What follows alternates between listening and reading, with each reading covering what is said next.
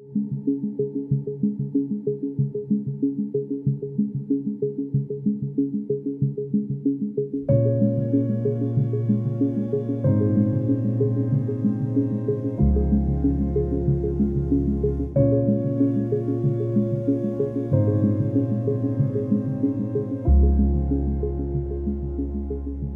friends, and welcome to Tectonic Theater Project's reading of Three Hotels by Jon Robin Baitz, a benefit for Broadway Cares Equity Fights AIDS.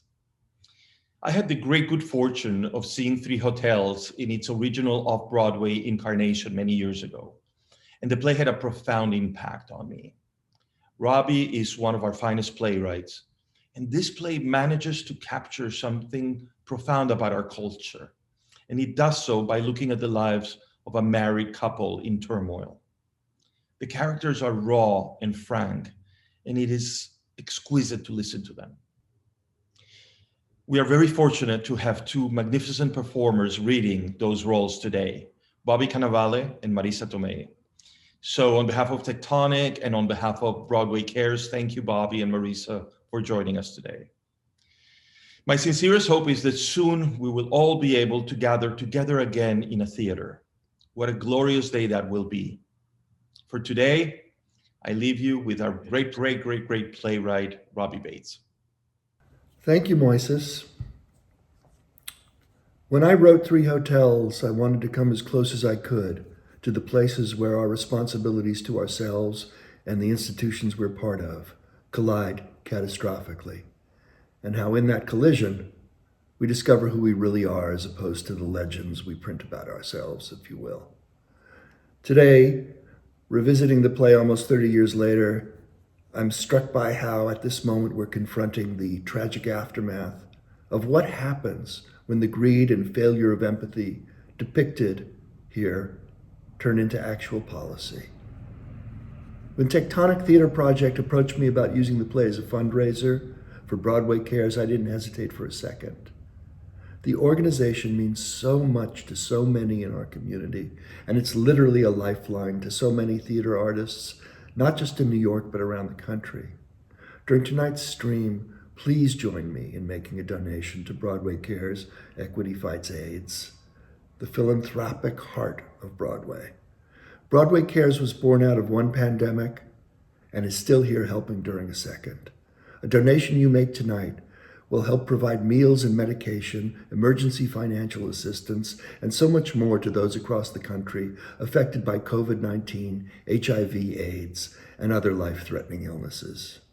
And right now, I'm thrilled to tell you that you can make twice the difference because every donation is being doubled by the Dream Alliance.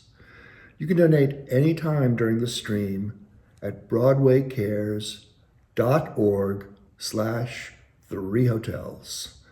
And I'd like to dedicate this production to a great friend of the theater, the late Terrence McNally, a playwright we all loved and whom we lost to COVID last year. Thank you again for joining us, friends.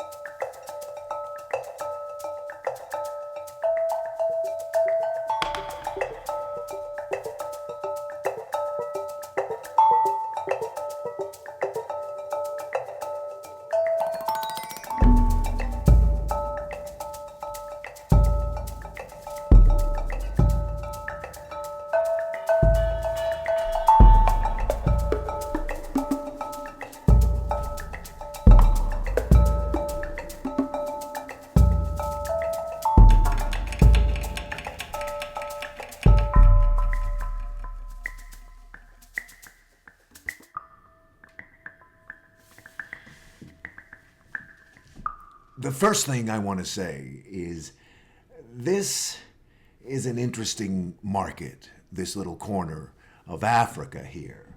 And it's been a particularly bloody morning here in Morocco, let me tell you, because one of the interesting things about this market is we lose more money here than anywhere else in the world, which, believe me, is saying a lot. because we lose money everywhere. So, this entire morning has been about clearing away the deadwood. And when I say deadwood, think of a petrified forest, okay? Letting people go, that sort of thing. And gruesome work it is. I mean, to fly in and check into some hotel and to tell people it's over is not exactly a joyride. Markets. At World Headquarters in Los Angeles, we have a sort of a war room. And there is a map, a lucite map of the world, upon which our competition appears as a sort of huge orange cancer encroaching. Now, this is the same orange as the drink Fanta, which is popular in my markets. Third world markets. They like us to say developing nations, which is slightly laughable given just how little development occurs.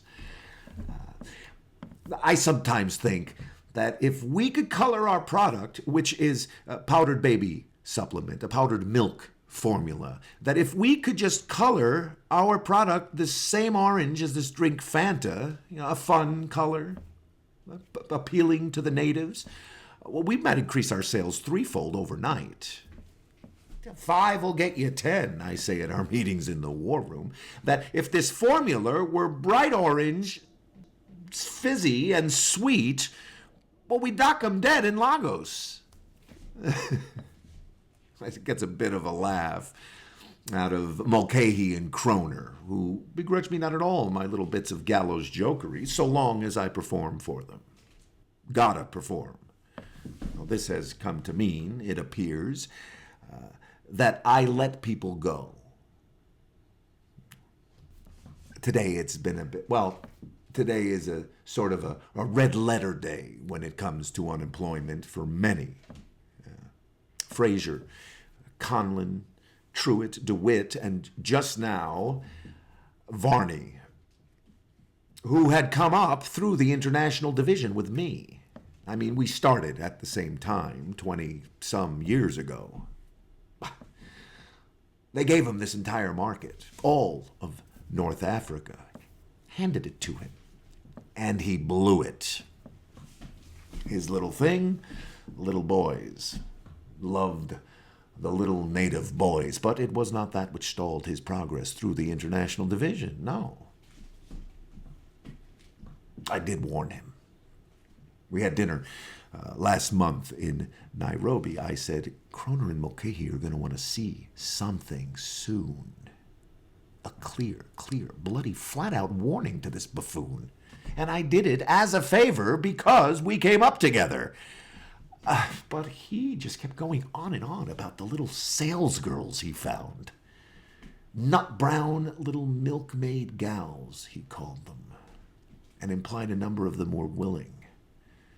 And one sits there, mortified, knowing, wanting to just get up and say, hey, pal, nobody gives a fuck if your cock is twisted, just so long as the fourth quarter profits are flyers.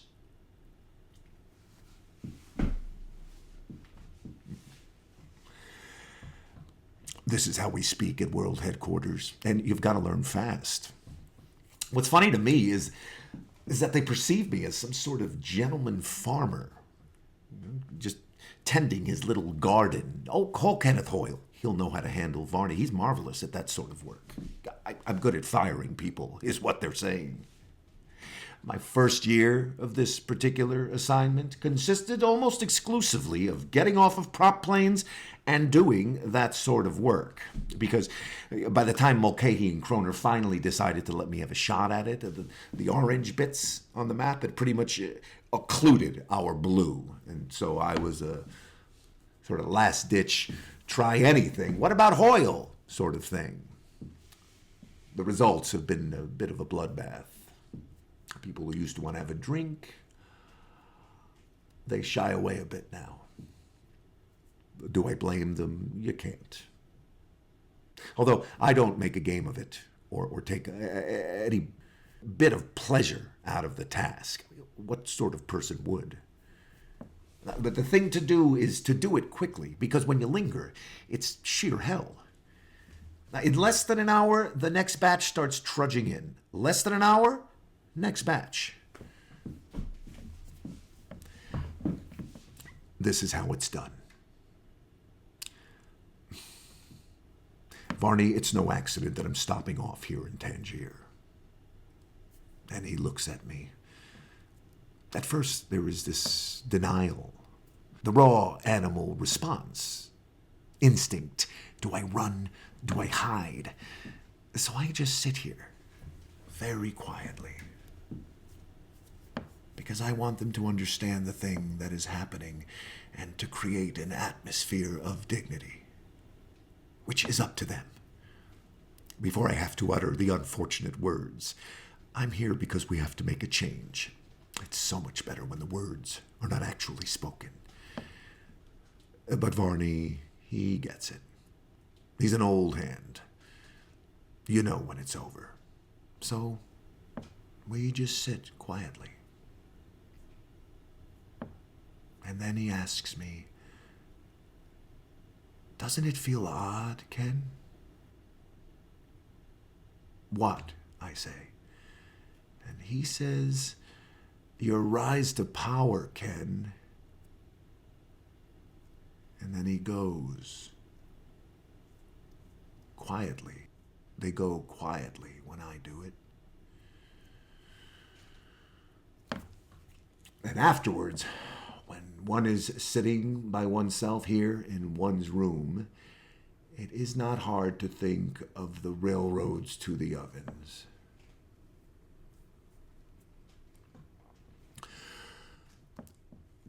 You do not want to talk about the ovens at World Headquarters. One time in the war room, I made one of my little asides.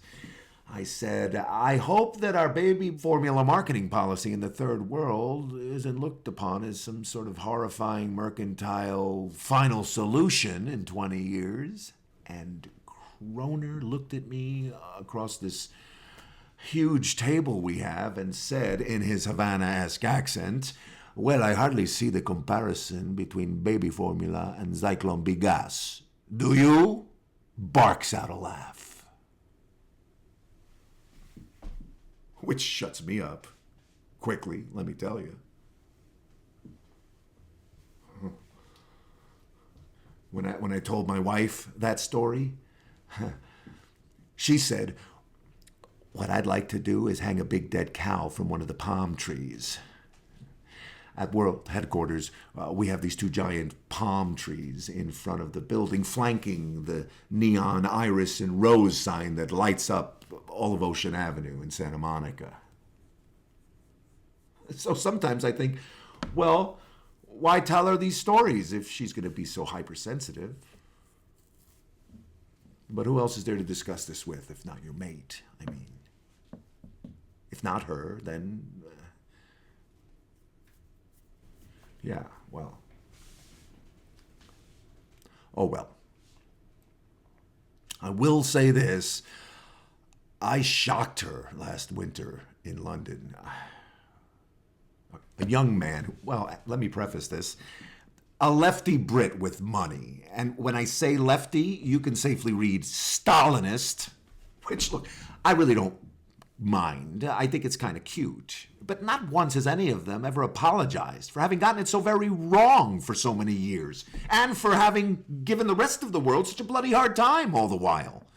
Not once has any of them had the class to so much as stand up and say, "Oh dear, oh sorry, we were wrong." I have only one wish, that my father had been around to see Leningrad revert to St. Petersburg. I would have liked to have handed him that headline. Anyhow, this Brit kid who works for us, we're at a party for the London office. Me, my wife, Barbara, a bunch of the guys. And this kid says to me, "Mr. Hoyle, sir." And you know they're going to fuck you when they call you sir. "I must tell you that I think that what we are doing in Africa is morally indefensible." Well, I mean, there you are. And his wife staring, smiling at me like some mad little Staffordshire terrier. And there is my own wife, grinning, thrilling. And Kroner and Mulcahy taking it in too. Morally indefensible, I say. How so? And he sputters like a boiling tuber.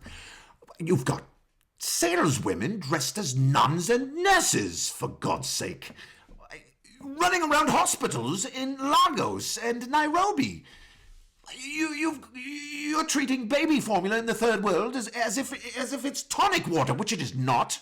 Though by the time the mother's diluted and the babies drink it, it may as well be. You've got billboards with doctors on them, for Christ's sake, proclaiming Iris and Rose is better than breast milk. And the only reason you're able to get away with any of this, Mr. Hoyle, is because you are doing it at a place where white people do not go on holiday. Come on, he says, defend that.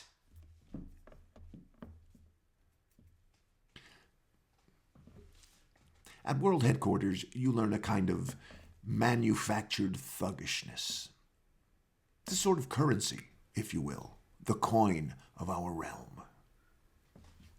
It means nothing, less than nothing. It's totally made up. I look at the boy. For years, I begin, this company was run by uncomplicated men who had a clear goal: make a buck. And with the opening of so many world markets, it's taken these men a while to learn that you can't do business in Togo the same way you do in Elbow Lake, Minnesota. I stop for a moment. 'Cause in Togo, pal, things are different.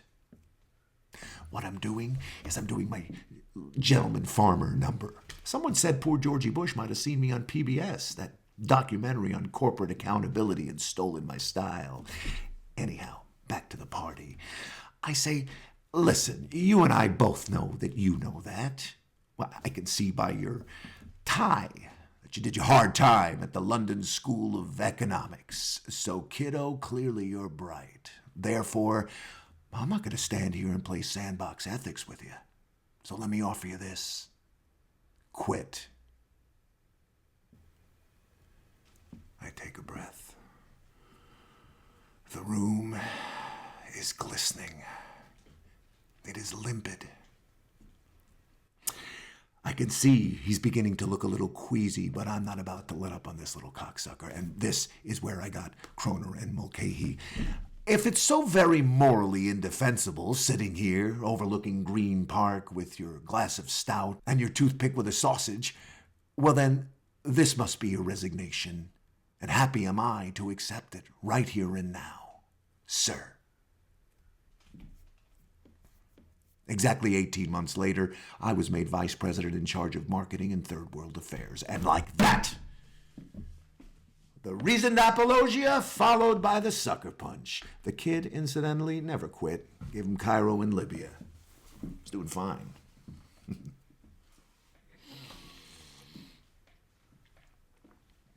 After the party, on the drive back to the hotel, Barbara said to me, "Did you have to do your Bugsy Siegel routine on that poor boy?" And I, without looking up from my Financial Times, said, "The little shit wants an ideological debriefing and some Altoid mints for his breath."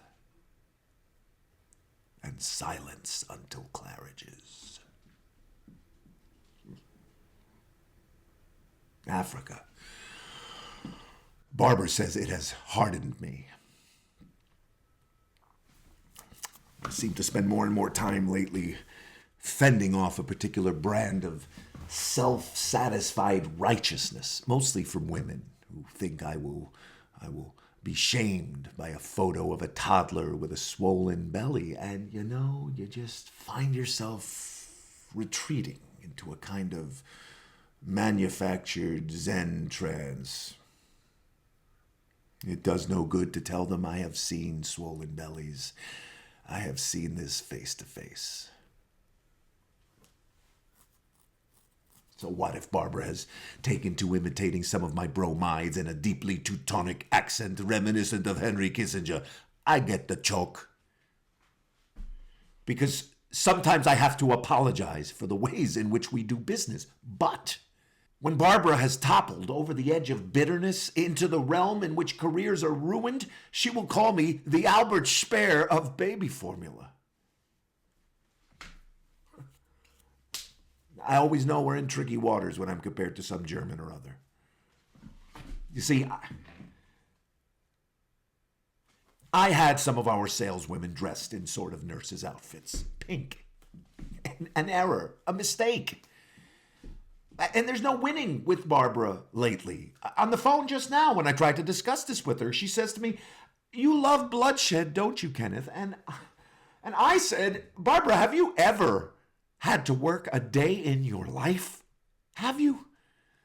Because I do not think that you know what it is to be afraid. Because I, Barbara, am always afraid."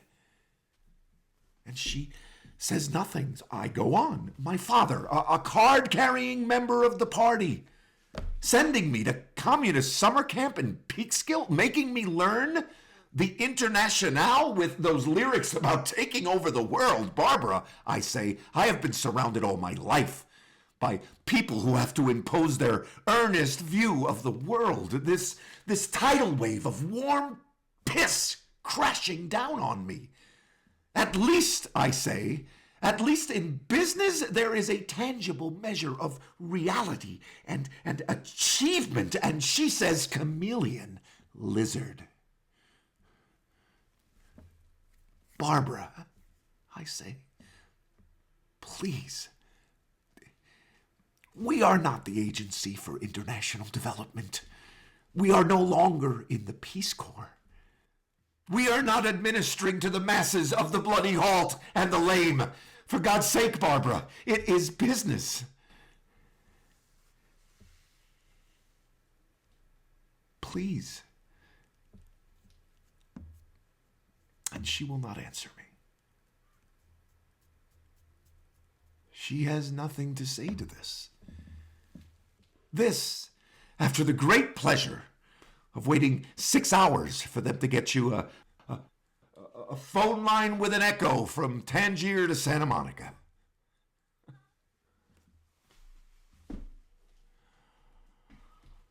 Marcus Hershkovitz, my father. Oh, of course I changed my name. What, Vice President Hershkovitz? What are you, nuts? I knew the world I was going into. And for years, Barbara would chide me gently about this, and I would ruefully laugh along with her, because, well, you need to have a thick skin in this world. But I really do try not to let politics get in the way of what is, at the core, a really good marriage. Though, for the both of us, this last election was a bit of a rough patch. One night at dinner at Kroner's for the managing director of the Australian subsidiary, we had on the inauguration, and I turned to Barbara. She's still pissed off over this one. And I said, "Barbara, dear, don't you feel betrayed by liberalism? But they've managed to turn politics into a Hollywood Awards ceremony. Beverly Hills Ernest, Southern Cracker Glitz, Pesto and Big Macs." Oh, the Australians loved it, but they laugh at anything, those people, don't they? Driving home, she turned to me and said, "Please, it's so vulgar using me to make a point with the boys. You think they don't know? Don't ever do that again." Clenched teeth. I looked over at her. I apologize. I was being jocular, play acting. "Just keep your eyes on the road, Mr. Hershkovitz," she says. That sharp, tight voice they use when they're mad. Wives.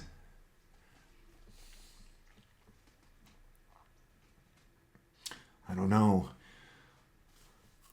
I think there is a point at which a particular kind of cruelty becomes meaningless, becomes habit, and ceases to hurt because one is just so very tired of it. because one is just so very tired of it. Let me ask you something. How do you go to work every day when everyone disapproves?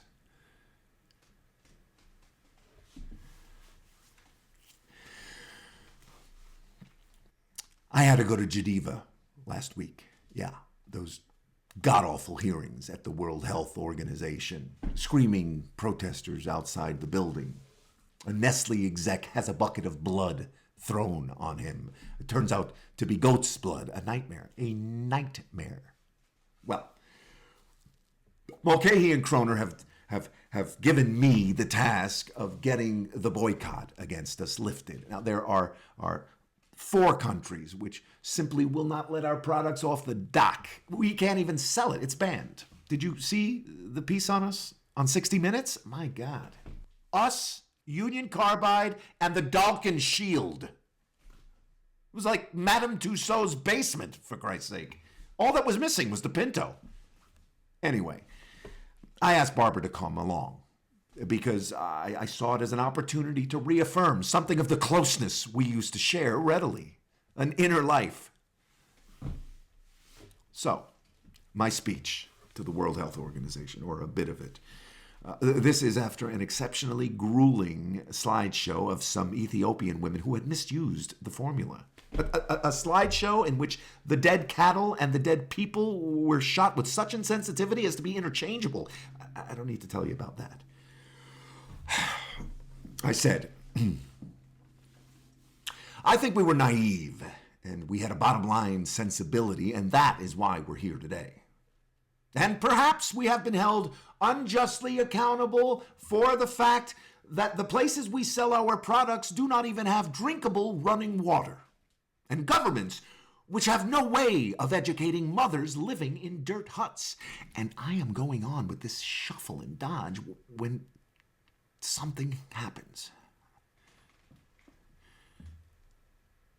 I see Barbara standing at the back of the room. I catch eyes with her, and I stop talking for a second. Everything is sort of still, just for a second. Well, okay. Let's try something different. And I drop my prepared remarks, and I start again.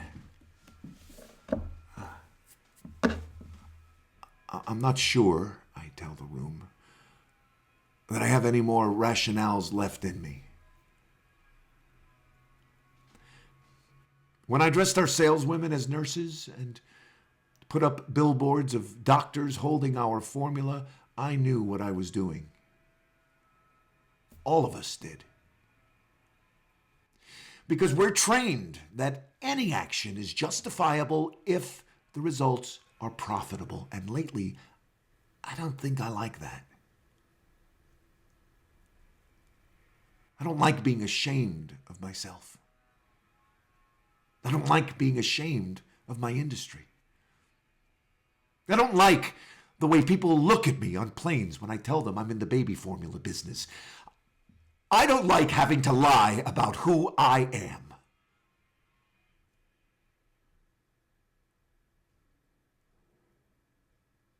Very strange, the silence. That Swiss silence, very odd.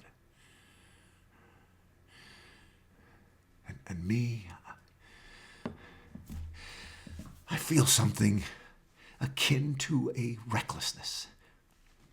Similar to the feeling one gets when one travels, but without destination, you could go anywhere. And by the time I'm done, I have, to my surprise, I have committed us to changing the manner in which we market this product all over the world. And there is silence. And then applause. I have made a breakthrough. Finally, something. I have done something. And I'm standing there, mobbed by my peers, and I'm looking all over the hall for Barbara. Where is she? Where's she gone? She was standing there. Why would she leave now? And I couldn't get out of that room. The crowd, it was so hot, and the photographers and people just shaking my hand and me smiling, but where's Barbara? Please, I don't want to shake hands. I just... No more dead African babies. No more photos of bloated stomachs being thrust into my face every 15 fucking minutes. Please, please, please, please.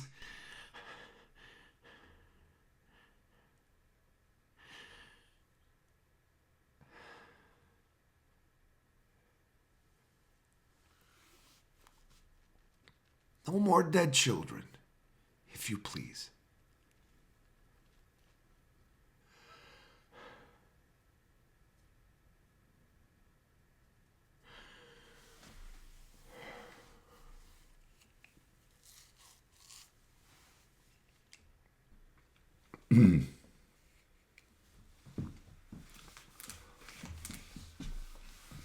What a sick, fucked up country this is.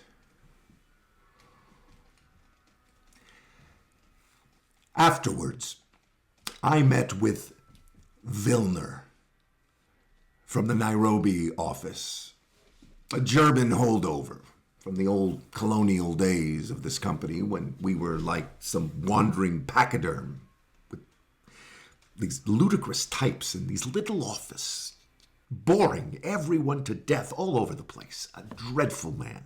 The reports one gets, sour braten and beating the maid. But I had to drag him out for the press as an implementer of my new policy. In the bar, he sneers at me.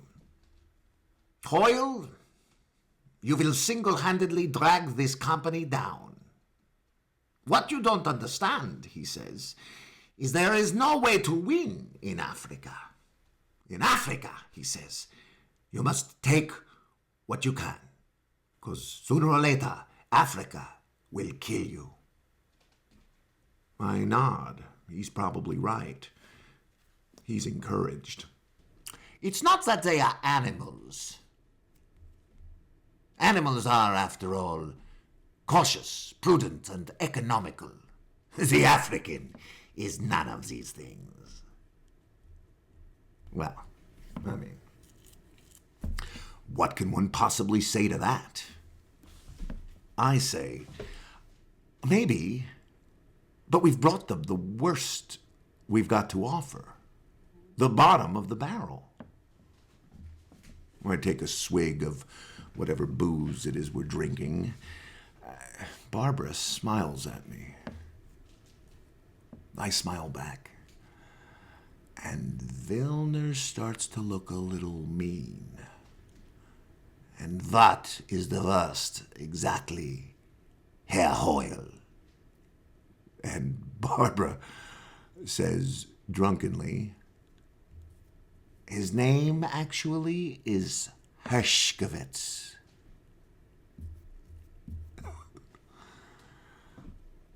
I smile again before answering Vilner. We are playing with razors.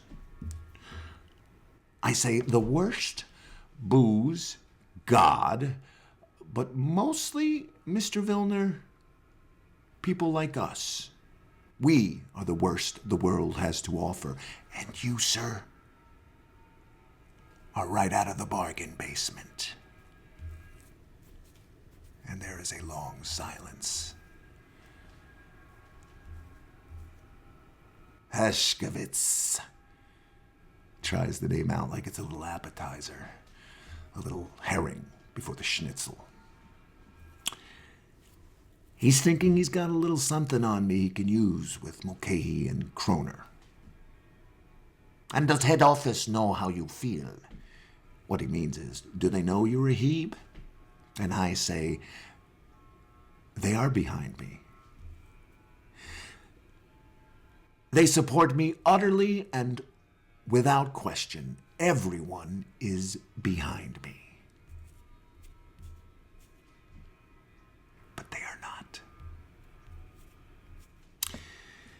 I sit for a moment.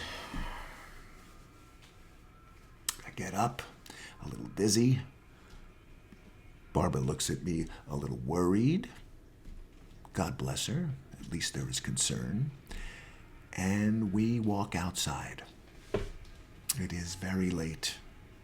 It is very, very cold, and the lake is clear and icy. I want to say to Barbara, I'm so tired, dear. I'm just so very tired. Can we be civil? At least that. I want to say to her, I know everything that you want to say, but please do not say any of it. But we walk silently. Stop at a newsstand. The International Herald Tribune has a picture of me making my pronouncements at World Health, and another one of me talking to the protesters outside. They're very grainy, and a smile on me like a rictus.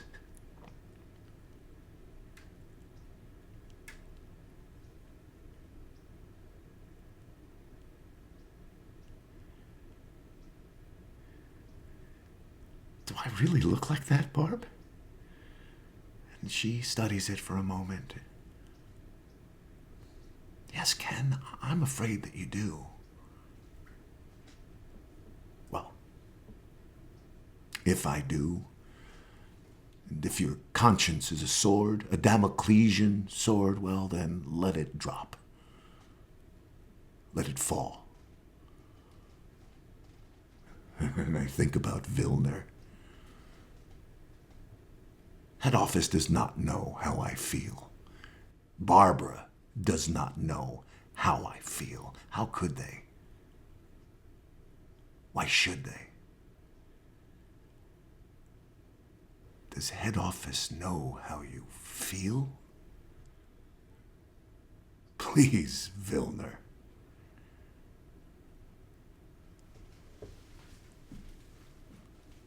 But he'll be by in a few minutes. And we're going to let him go. Mulcahy and Kroner have given me the go-ahead. Fire them all and start from scratch.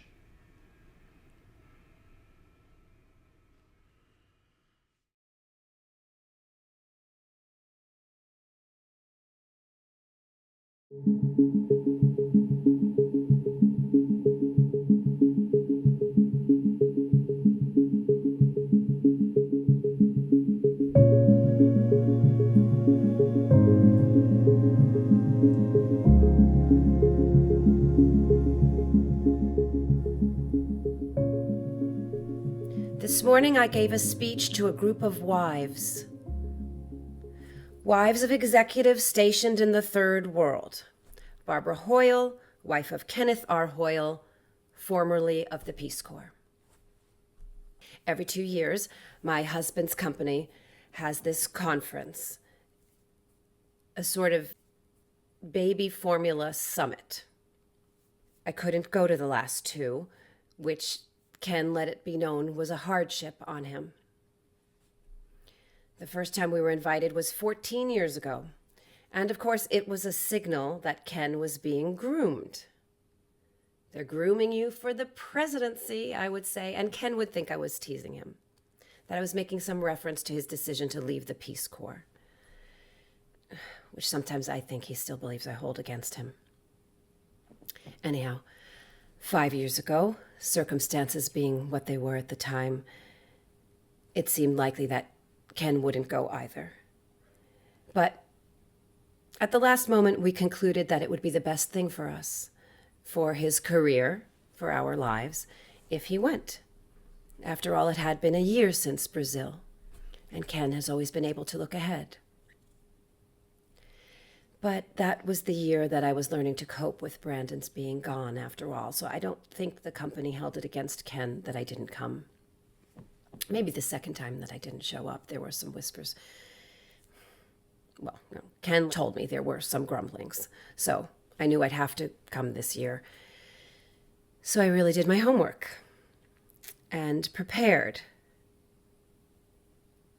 And it's not so bad. My speech went very well. Afterwards, Doris Mulcahy and Ann Kroner came up to me to ask me to tea. And Dory, had tears in her eyes and said, "That was wonderful. I can't tell you how much you've contributed."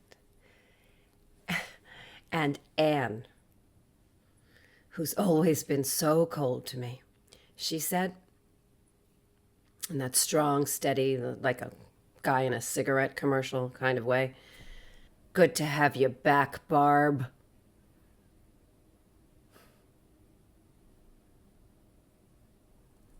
But to tell you the truth, I was very shaky. I really was in trouble. My speech to the young wives assigned to the third world, the 3W Club, they call it. They have a little newsletter. I used to even write for it now and then when we were in Brazil. Mostly recipes. That's all they wanted, really, was mostly recipes and shopping hints.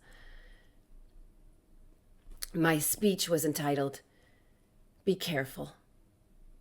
Simply, be careful.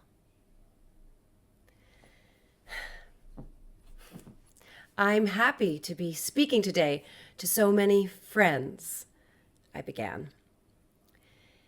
"Many of you are at this meeting on the eve of your first overseas assignment, indeed your first trip abroad, and are looking forward to it with some trepidation, if you're anything like me." A little laugh, a little titter. Actually, most of them are thinking, verandas, pools, maids, expense accounts. That's what occurs to me. And then I push that out of my head because you want to be fair to these girls. They might have something going on after all. So I say to the girls, they like to be called that, girls. I say to them, listen, there'll be outlets for you, like the American Canadian clubs with their 4th of July picnics, the crochet classes, pancake lessons for the maids. I go on, but I want to do something that we are encouraged to shy away from, and I hope I do not make you feel uncomfortable. But you cannot discuss moving to the third world without referring to the politics of what it means to be an American abroad. Anxious looks from Ann Kroner and Doris Mulcahy. We bring a lot of baggage with us, is a safe beginning. And sometimes we find ourselves in countries that we may disapprove of, but must do business in. I have learned never to say our husbands must do business in. The wives like to be included in the commercial life of the company. When we lived in Brazil, for instance, in the late 1970s and early 1980s, it was a military dictatorship. And the streets were overrun with the poor and the forgotten, and many of them were younger than our own children. And let me tell you something. You've got to learn to tell yourself, this is not my business. This has nothing to do with me. And because we are Americans, American women, to look at this injustice and harshness and simply shut it out, that will be very difficult. I pause because I know you are all sensitive people. It was very quiet in the room now. I go on now that I know that I've got them. I'm giving them the straight dope. You're going to have dinner with some awful people. And you're going to have to sit through some rough nights. And sometimes there will be men from the junta in your living rooms as your children sleep in their bedrooms under ceiling fans.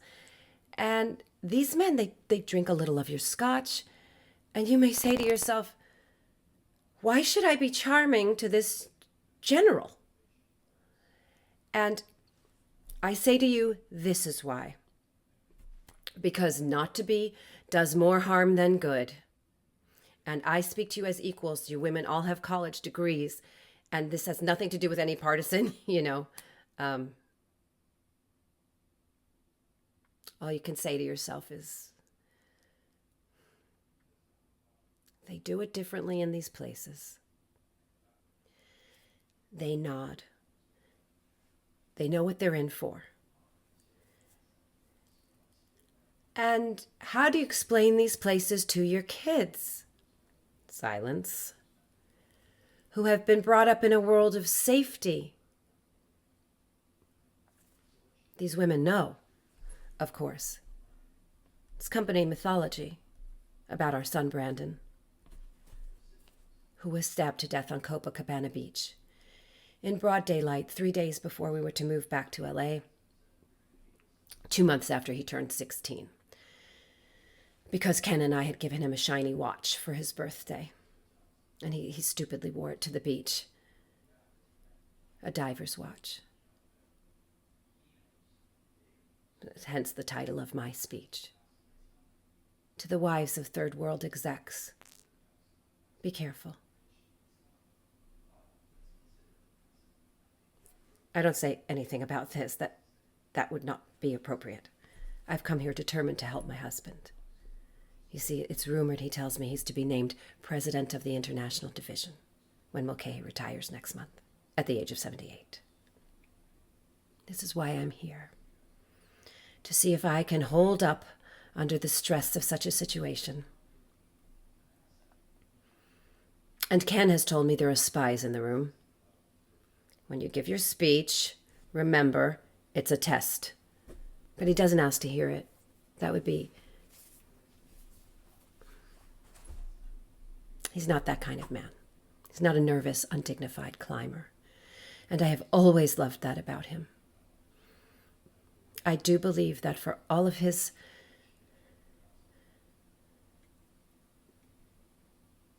faults, he's not a man who would do something undignified in order to get ahead. Right now, he's in a planning session, The Corporate Conscience in the New Third World. That's the title of his lecture. He said to me this morning, these guys will sit there, they'll feel good, but it's me who has to sit in the Minister of Health's waiting room, swatting flies and making jokes. And I said, Ken, wait a second. Are you unhappy? And he rolls his eyes.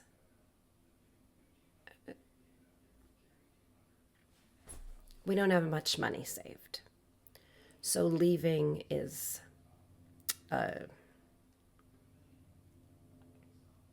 I understand this. I said to the girls, be careful that the company perks don't give you unrealistic expectations of wealth because, the house and the car and the servants are not yours. And when you come back home, you will not be able to afford them. Unless you come from money. That's good advice. I had a wonderful job before we left. Taking pictures at the studios. I was in the stills department. But you can't get back in. You just can't. Once you've gone, the jobs are not... They don't just sit about going, oh, when is Barbara Hoyle coming back from Africa or Brazil? They hire their cousin. Ken will sometimes go, well, then why don't you go back to Paramount taking pictures of Steve McQueen? Steve McQueen isn't making movies anymore. I say, you know that. And he goes, exactly. Yeah. It was a silly job. I know. And it was a frivolous world that was that commissary. But it actually was a kind of a harmless one. Given them. There was a lot, of course, that I left out because it is certainly not my intention to sabotage my husband's career.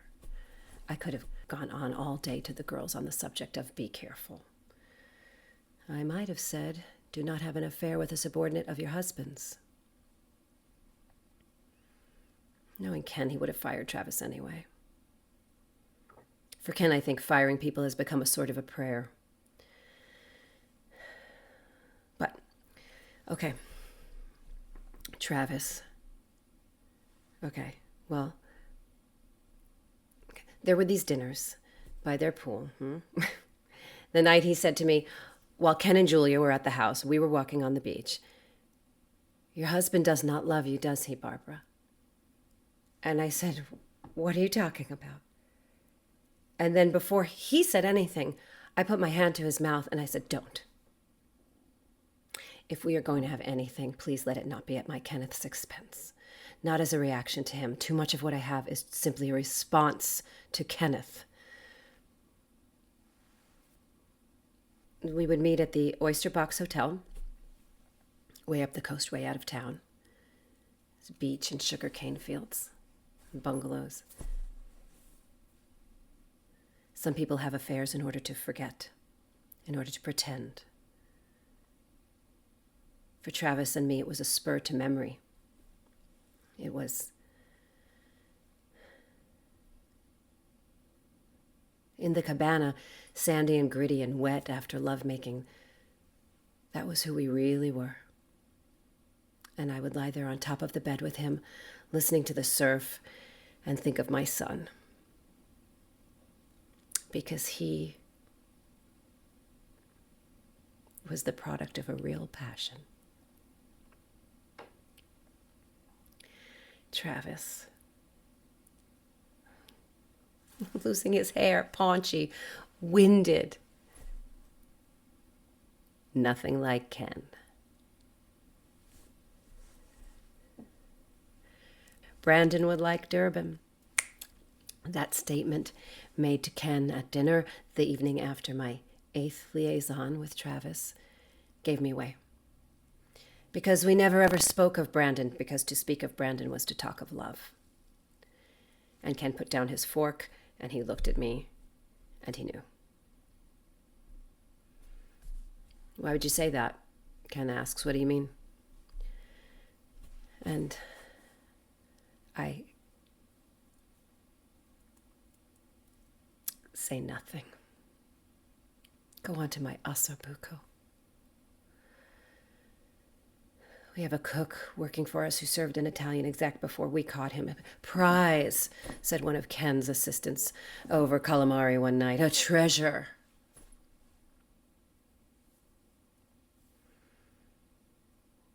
I say this to them, and I mean it. I want to help. Be careful of spending too much time alone. Learn the language. Whatever you do, learn the language fast. The silence. In those houses, they find for you with the servants. It can overwhelm you.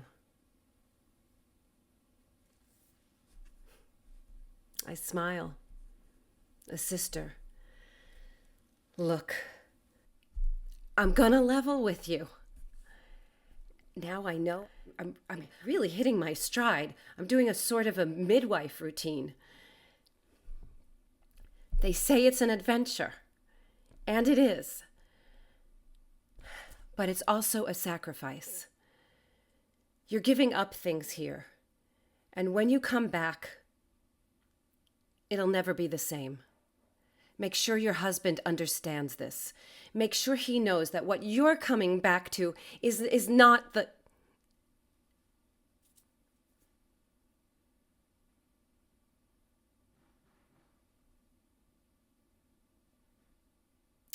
Of course, not all of you will come back with a dead son.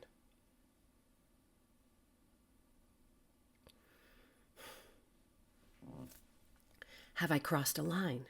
I never talk about this, but it seems false, mealy-mouthed not to make mention of it. And to tell you the truth, I am beginning to realize it is expected of me. I go on. Most likely, percentage-wise, very few of you will come back without a child. But if you do come back with a coffin, talk about it. They nod. They know. They're women, for God's sakes, not just DARs. I shake my head. You know, we hear the news. We're moving overseas. Maybe we're sitting in the kitchen alone after they've gone to the office, having that quiet cup of afternoon coffee, and the phone rings, and it's your husband, and he says, I was right. We're going to Suriname or Sri Lanka or Rio. And there is this sense of, oh, it's a mission. That it sort of overtakes you, a dream. Remember, it's not your mission. Your husband's mission is not your mission. Be careful that you keep clarity of your own life. I pause. They are nodding. Or you will come back and you will have dust. You will have nothing. Silence. In Rio, there are open-air meat markets, and they wrap the sides of beef with newspaper, so it's all flies and blood, and the air is sticky and it's thick. So when I say be careful, it is that when we had to make arrangements for Brandon, what I remember is the street, not my son. So be careful that your memory is clear and intact, because when I think of Brandon, the first thing I see are the sides of beef on the sidewalk of the Copacabana. So the memories you have should be guarded, because I think that is a very great loss. The greatest loss.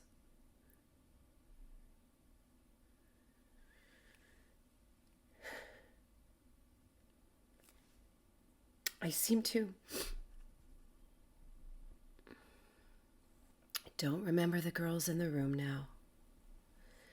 Just a sense of calm. I was standing and I sat down. There was a chair on the podium.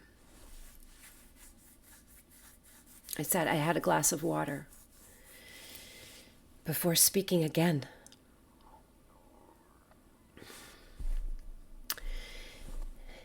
Maybe there is another loss to guard against. If possible, I don't know myself how you do it. And I told them about Kenneth.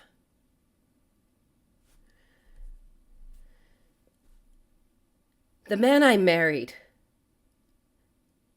and the man who sold baby formula to African mothers without regard to the consequences, I suggested, are not one and the same. I do think, since I have been asked to speak to wives assigned to the third world, that the baby formula business should be addressed. It would be squeamishly Pollyanna-ish of me if I simply bypassed this issue that has been such a part of our lives in this company. The death of our son, I tell them, somehow gave my husband an opening.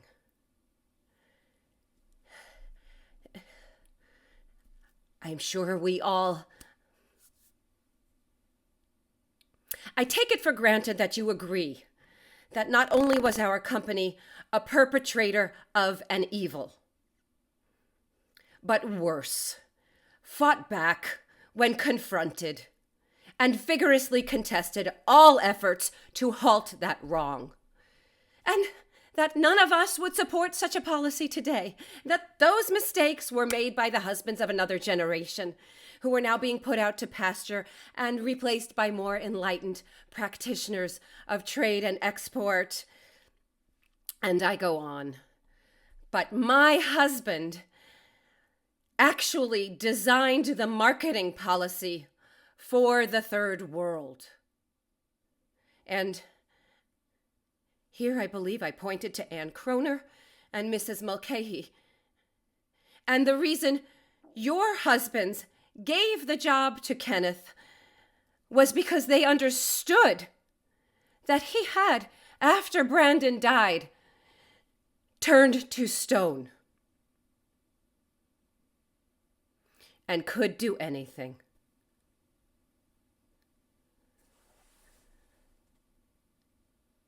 And so, ladies, I concluded, most importantly, be careful that the company does not turn your husband into something unrecognizable.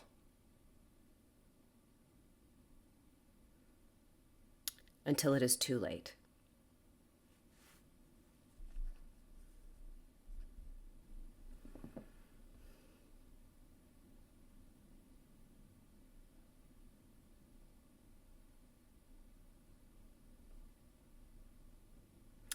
This is a nice island. They picked a few losers in the past. One year it was the Grand Cayman, and there were lots of banking jokes making the rounds, and the beach was riddled with sandflies. That was the first year we went.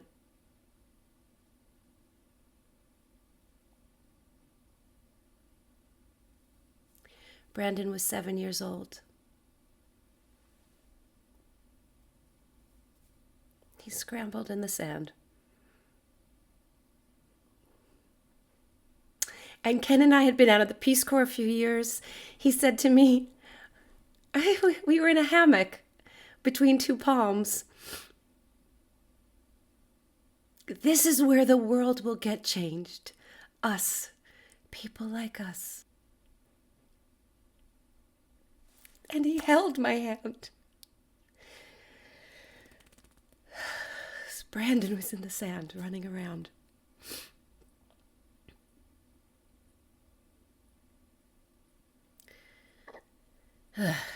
Be careful of stupidity, girls. One's own. Because sitting there that day in the sand, all of us together, I chose to believe him, which in retrospect was perhaps a bit of a mistake.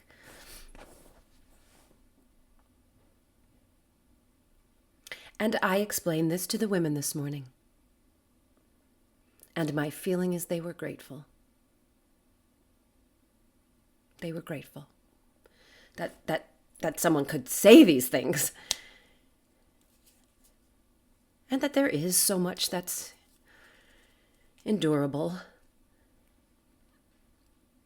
And I was pleased to give them that. And there was a real connection. I could tell they had all listened. Even if they had, except for Croner and Mulcahy, been too shy to say anything to me. But at their age, I would have been too.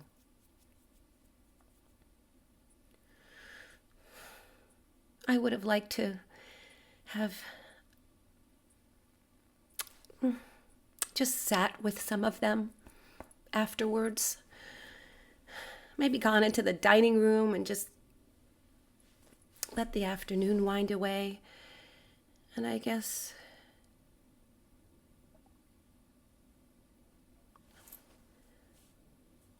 I'm a little disappointed that none of them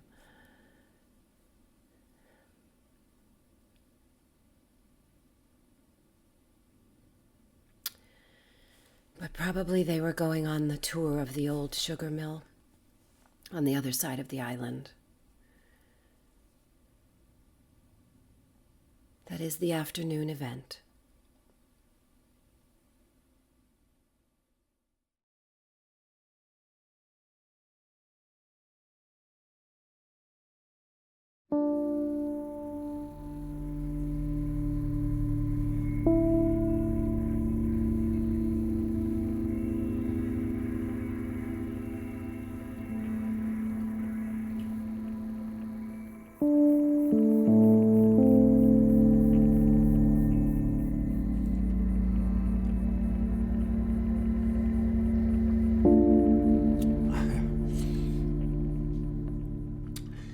to drink bottled water here.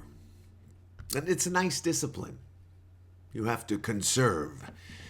Unless you want to keep asking the guy at the desk downstairs for more, but he's far too old. Though the fact is, people here in Mexico are far too gracious to complain. One of the many lovely qualities here. The first time we came here, on our honeymoon to this hotel, Barbara stood in the middle of the courtyard and said to me, "If ever I should disappear..." And I said, "What? You'd come here?" And she said, "Yes, this is where I'd come." What a thing to say on a honeymoon. So portentous, huh? And what about me? Silly. To sit here waiting for her as if... I mean, we know how big the world is, so... But I mean, she's got to be somewhere, right? And it's true. Mexico has always been a place that we've escaped to. Escaped to. One of those places where you can actually locate yourself. You know, a singular, rugged integrity, an openness. And really, I have never met in all of my travels a more courtly, decent people than the Mexicans. They go out of their way to act kindly. Anyway, I thought she might like to know, she should know, that I resigned from the company. And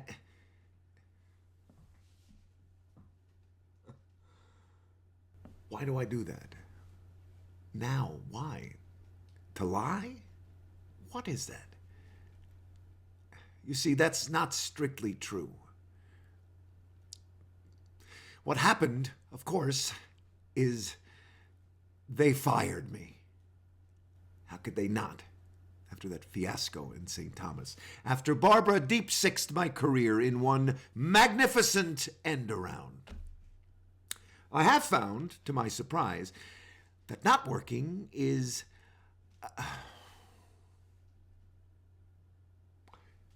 not without its pleasures. Dear Mother, well, if only you knew over there at the Jewish Home for the Aged in Baltimore. But an hour ago, I was in the town square, the Zocalo, which was filled with old peasant women. And whenever I see peasant women lately, I find myself thinking of you. Because let's face it, you were no debutante in your kitchen boiling a chicken. For some reason, because perhaps so much of Mexican life is about family, you're on my mind. And the company really was a kind of mom for me. When I come back to the States, I really should come and see you. The brochure makes it seem a lovely place. I'm not sure. I wish there was a way I could specify when, but my plans, they're so... unformed right now. I thank Christ you no longer understand any of this. Thank God you've gone back to Yiddish. It must be very pleasant to leave English behind in your dotage. Maybe Cousin Ruth or B, or one of those cousins I could never really get straight. Maybe one of them could translate this nicely for you. I mean, if you even recognize the voice. Do you know how they fired me? I mean, let me tell you, they waited a reasonable amount of time after Barbara's speech. They waited about 3 hours. She was on the ferry to St. John when I caught up with her. Mother, it was the kind of day that you know actually exists somewhere in your life, but when it descends on you to flatten you, you go... Oh, I see. So this is it. It's here. This is the worst. The very worst. And I've had two such days. Two. Not so painful as I feared. I've always wondered, Mother, what the day was like when you left Odessa. You certainly never talked about it. Look at me. Casting about for a history now. At this late date. Silly. Anyway, I get back to the hotel. Barbara having insisted that I let her have the day. Just please, Ken, a day for myself. I cannot think, she said. She found a beach on St. John called Salt Pond, a lunar and deserted place. It figures she would love it. Oh, what was I supposed to do? Pull her off the ferry by her hair? Maybe I should have. Anyway, Mulcahy and Kroner have called me into their suite. They had taken a suite as their command center, the Pompano Room or the Triggerfish Suite, something. Whatever it is, that unmistakable smell of an expensive hotel, no matter where in the world, that has become repulsive to me, simply unendurable since then. And Mulcahy starts. There was a scene with your wife. Yes, I say, I know. Kroner oddly looks bored, looking out into some middle space out over the Caribbean, waiting to come in for the kill. I'm sorry about Barbara, I began. The event triggered a very specific response in her. They don't move, these two men. Not a sign, nothing.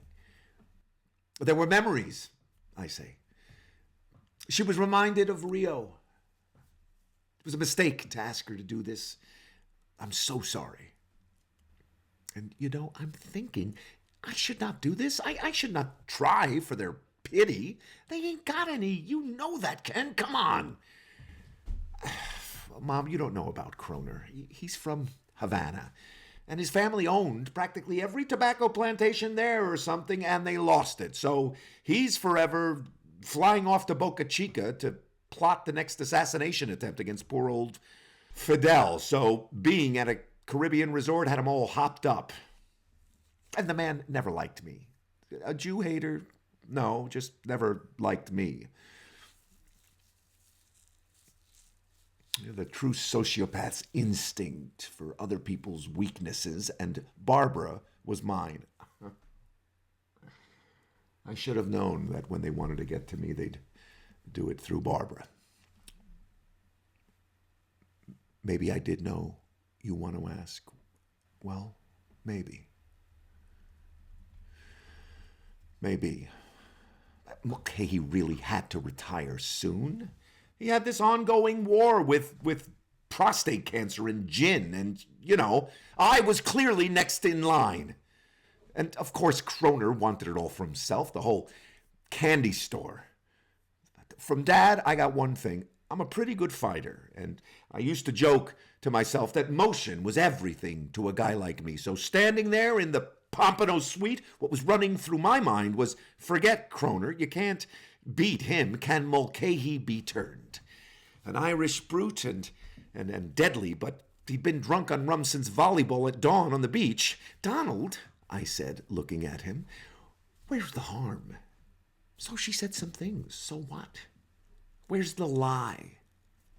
Well, aren't we a little bit dirty? What company isn't? I said this. I said, you're not such a company man yourself. But we've had drinks at Musso's, bitching and moaning, right? He smiles.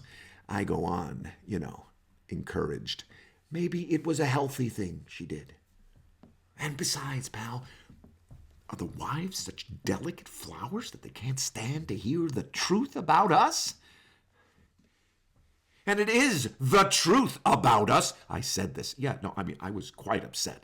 And I said, this company can and must change. And you know it, and I know it. And all Barbara did was speak it aloud. And that ain't so bad.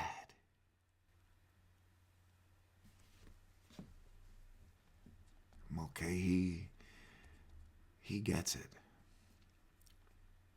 And he looks at Kroner, raised eyebrow, palm out, as if to say, hell, the guy's right, Octavio. I go on. My wife has suffered. My wife has endured. My wife has, and Kroner says with a shrug, a smile, all our wives have suffered.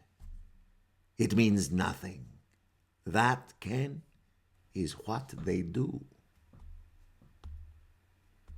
And a long silence. And I am thinking, I will not trash my wife for these men. I will not do it. Not now. No, no, no, no! And Kroner turns off, looking in the general direction of Havana, and says, it cannot be borne, and it shall not be. And in his hand, this miserable corporate Iago is holding a manila file. Your retirement package. Read it, sign it, and we'll be done. And hands me his Mont Blanc.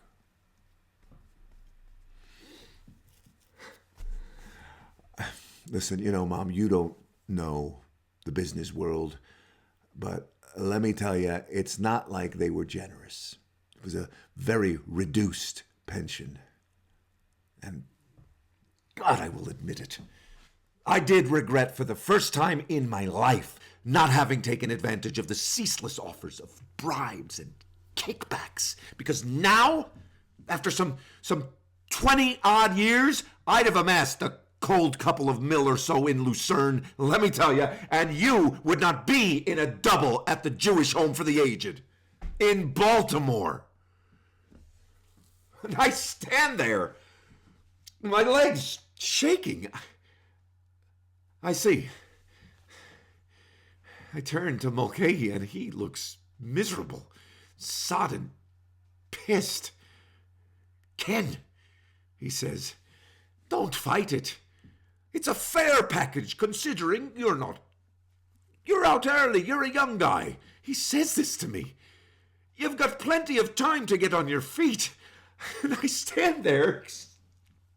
I say nothing. I stand there smiling, like, well, if I'm reasonable, everything will be okay. Schmuck?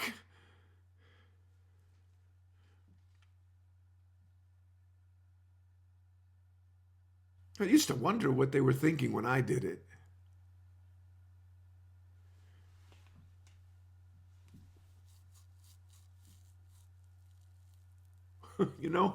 Kroner and me, I think about it now, we share a kind of madness. I don't know if you'll understand this over at the Jewish Home for the Aged in Baltimore, but the madness we share is he, like me, does not think that other people are actually real, really exist. So it makes it possible to do any number of awful things, any number of orders to follow, because nobody is really real.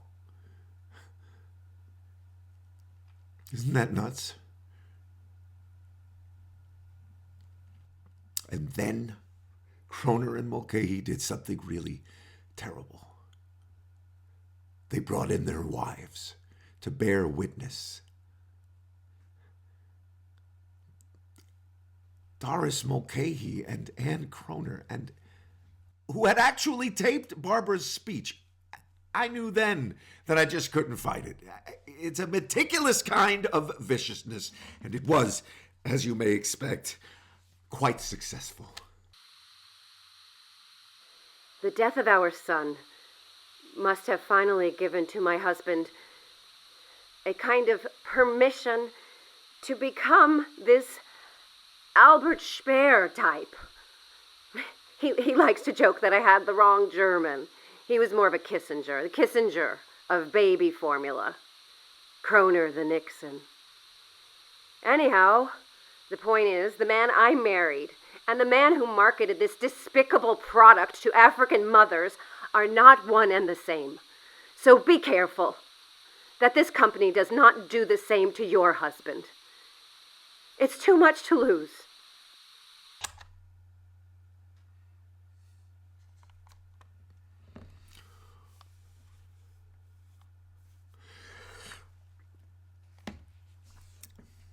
Not much left to say after that, is there?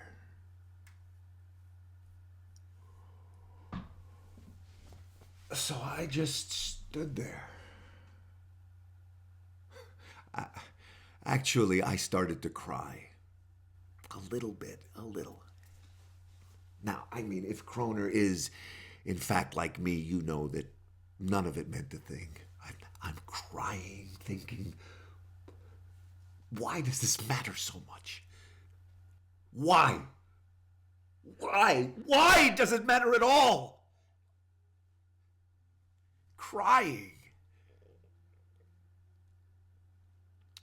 But Doris Mulcahy looks at me and she takes my hand. And she says something to me that I will never forget for the rest of my life. She says to me, Ken, you know something?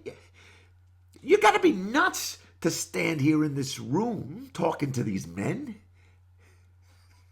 She says this to me, and please let me tell you, it is the most extraordinary moment of my professional life because someone was being human, which was the last thing I expected there. She says, don't do this, leave. It's better for you, and it's better for Barb. That's where you need to be now, not here. And the room is silent. She looks over at her husband, who is this writhing, cancerous snake. And she looks at him with a kind of infinite pity. She's still holding my hand. This marvelous woman I never knew. There are people like that. I know it. There are. And then she walks over to Kroner and starts stroking his hair. And he does nothing. And she says to me, one day someone will do this to him. And there will be, I promise you, no one to protest it. She smiled. At least you have that. And with that, I signed the papers and I walked out of the room and onto the beach. The sun beating down white, the sand was white. And I waited for Barbara.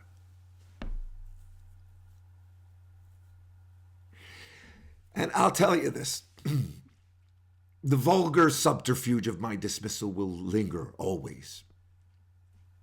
I will say this, I came of age in hotels. I drew comfort from them. And when I fired people or made some sort of bad deal, I did it in hotels. For some reason in a hotel, nothing sticks. It's all transitional. And you're never stuck with the vital you. The vital self of a guy in his home, right, Mom? Whatever that means. And if I had fired myself, I would not have gone out of the way to lure me to the Pompano Suite in St. Thomas. I would not have gone out of my way to humiliate. After all, when my son died, did I not continue? Kroner, you swine! A watch for a watch. And Barbara and I flying back with the body. Why did I go back to work?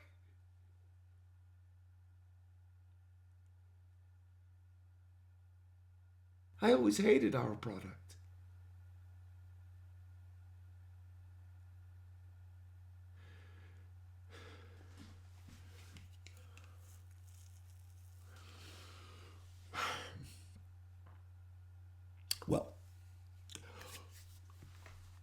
Mother, the world is so large and so untamable, really. Who will ever know what one is responsible for in this world? When I caught up with Barbara at the ferry, I was at least, before she pushed me away, able to say, I'm sorry. I'm sorry. I'm sorry.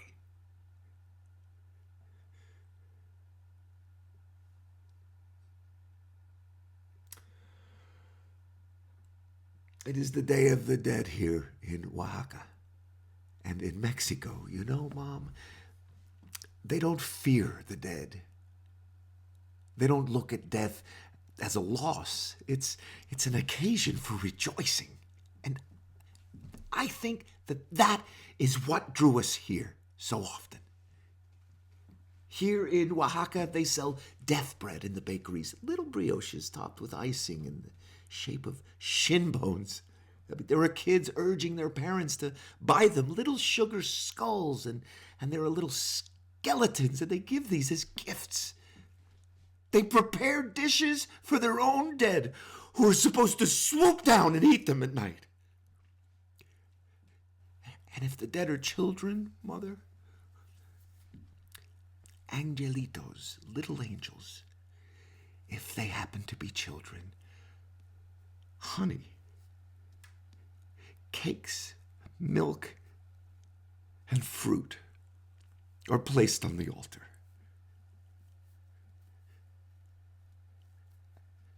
I find that extremely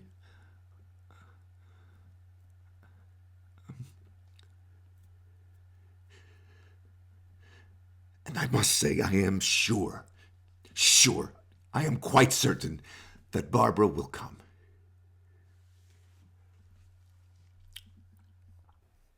It's funny, dear Mother, here in Oaxaca, in the Zócalo, as the old women were getting ready for the Day of the Dead, I was thinking how nice it might be to be protected again. And I wanted to write. Ludicrous. You're 89 years old and you don't even have your teeth. You don't know anything anymore. And according to Cousin Ruth, you're a child yourself, but still. Wouldn't it be nice to take me in? Mother, back home. That would be nice. You, Barbara, Brandon.